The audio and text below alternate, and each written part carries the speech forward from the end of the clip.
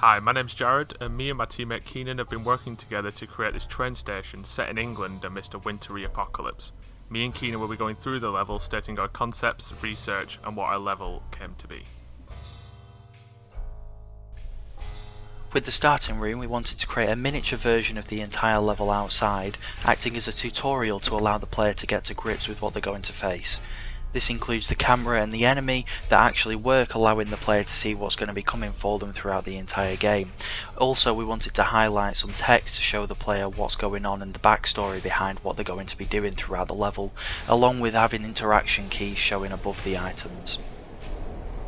Our game focuses on the collection of resources throughout the map, inside of which there are keys that grant access to doors around the station. These keys have bright lights inside that colour code them to a corresponding door to help the player traverse throughout the level. Some doors require multiple keys, increasing the need for the player to stay vigilant and on the lookout for more keys, as it's the only way to complete the level and escape the station. So with all that in mind, we needed to create a level that showed off its gameplay features within the first few minutes of the game. This is why the starting room was the first room to be designed, as it was the most important. As you can see, the room eventually became smaller than it shows on the original concept, but this was because the room would have been too big for a simple tutorial. We also designed the eventual safe room and waiting room, as we knew that these rooms would be important one way or another. We also had the idea for supplies, AI and cameras, which will be talked about later.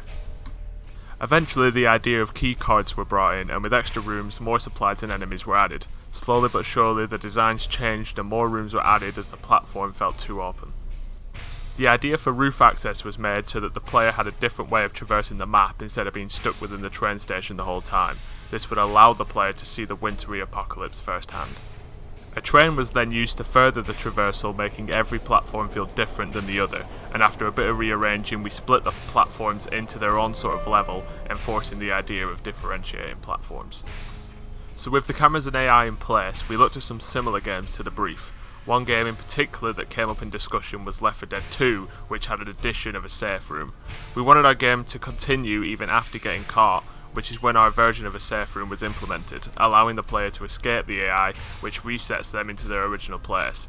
It then means that if the player isn't too great at sneaking around, they won't have to restart the whole level and they can keep all their progress so far.